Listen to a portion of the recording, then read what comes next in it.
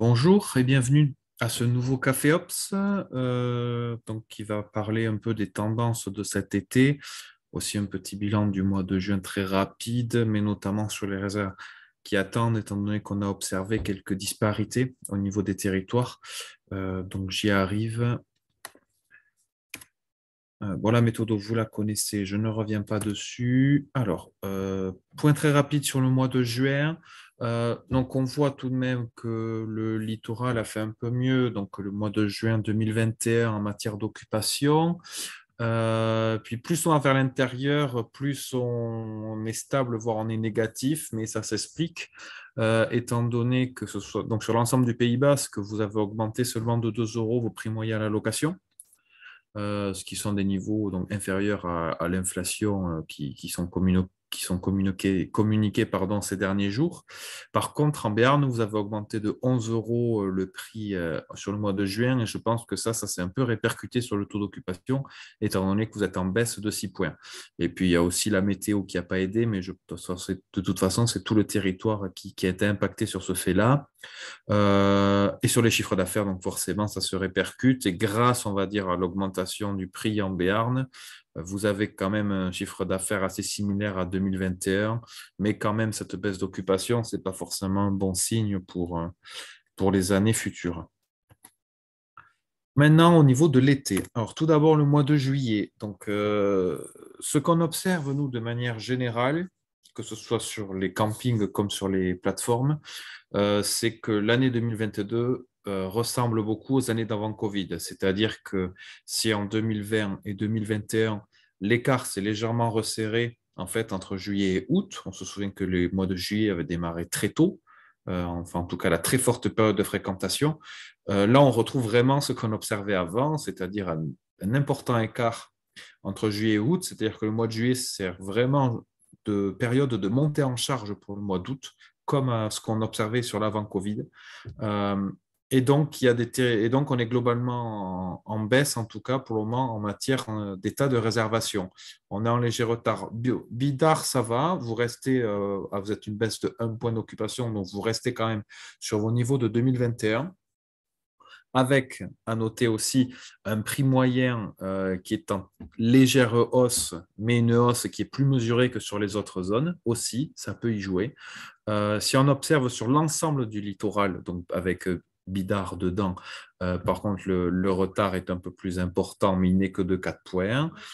Étant donné que le prix moyen, par contre, a augmenté de 10 euros par nuit et par emplacement locatif, donc forcément, ça peut avoir un impact, d'autant qu'on sait, hein, tout ce qui est inflation en ce moment, prix de l'essence, ça joue, mais j'en parlerai un peu plus tout à l'heure.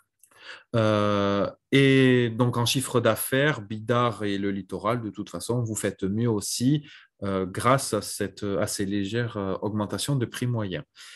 Ensuite, sur tout ce qui est intérieur, donc d'abord le Pays Basque intérieur. Donc là, énorme retard, 18 points de retard par rapport à 2021 à date, ce qui est très important. Malgré le prix moyen en augmentation de 9 euros, vous êtes en retard de 80 000 euros sur votre chiffre d'affaires. Donc, je vous rappelle, c'est à l'échelle de 5 structures en Pays Basque intérieur. Donc, ça commence à faire pas mal d'argent en moins, en tout cas en prédictif. Euh, donc, on va creuser un peu plus après pourquoi et d'où vient ce retard sur le Pays Basque intérieur. Et donc, là, pour le mois de juillet, je finis sur le Béarn. Donc, le Béarn aussi, qui est en léger retard de 6 points. Euh, Comme je disais, la hausse de prix moyen, elle est similaire aux autres zones. En termes de chiffre d'affaires, on est globalement, en tout cas, sur ce qu'on voyait l'année dernière. Pour le Béarn, on peut espérer, notamment pour les campings des vallées, donc ce qu'on a dans le RMD, Vallée d'Ossau, les deux de Larens et de Louvie, il peut y avoir de la résa de dernière minute sur de la météo-réactivité. Ça, c'est des choses qui peuvent arriver. Si maintenant, donc, je vais focaliser sur le Pays Basque intérieur qui affiche un gros retard. Donc, lorsqu'on regarde où sont localisés ces retards, en fait, ça concerne l'ensemble de l'été. Sur l'ensemble de l'été, on est entre 15 et 20 points de retard sur toute la période, c'est-à-dire du début du mois de juillet jusqu'à, on va dire, jusqu'au 20 août. Ça s'explique par plusieurs circonstances dans le contexte macro et macroéconomique. C'est-à-dire que on sait, sur le littoral, on est plus sur de la CSP+, c'est-à-dire la CSP avec un fort pouvoir d'achat. Sur l'intérieur, c'est un peu plus mesuré. On est sur de la CSP intermédiaire, voire CSP intermédiaire sur le haut niveau. On va dire ça comme ça. Et l'inflation, de toute façon, on sait très bien que ça touche beaucoup plus facilement, en tout cas en matière de pouvoir d'achat, en matière surtout de volonté de partir en vacances, les classes moyennes que les CSP+.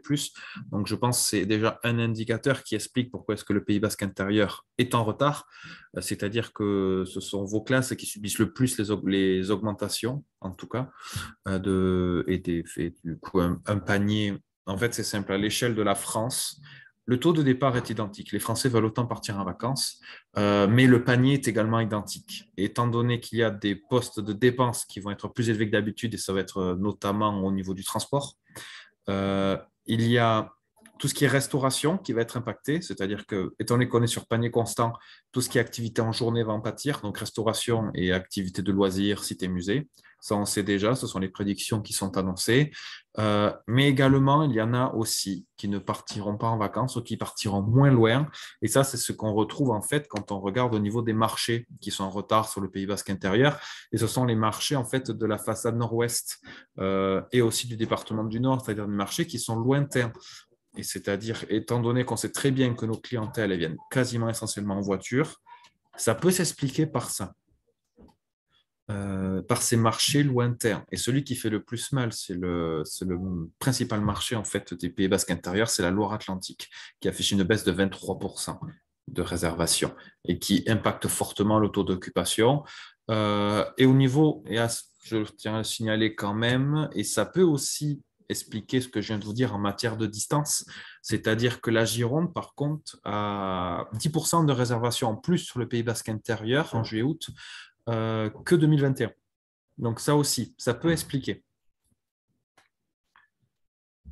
Maintenant, au niveau des résas de septembre, bon, vous savez très bien, septembre, en termes de réservation, ça ne démarre que début août. Il n'y a qu'à partir de cette période que les gens s'y projettent, mais je fais quand même un petit point. Bon, les taux d'occupation prédictifs pour le moment sont faibles, mais c'est normal, les booking windows ne sont pas encore arrivés. On est en légère avance, mais ça reste léger. On voit que pour le moment, en termes de prix moyen, le littoral, en tout cas, reste à un niveau assez similaire à 2021. C'est-à-dire hausse de 2 et 3 euros. Le Pays basque intérieur, vous êtes un peu plus haut, 5 euros. Et le Béarn, vous êtes encore plus haut, vous avez augmenté de 7 euros. Donc, ce qu'on voit aussi, c'est que l'écart entre littoral et intérieur en termes de prix moyen, il est assez serré. Que ce qu'on observe par exemple durant l'été, il est assez serré. Ce qui veut dire que vous vous positionnez aussi un peu sur les mêmes paniers, en fait.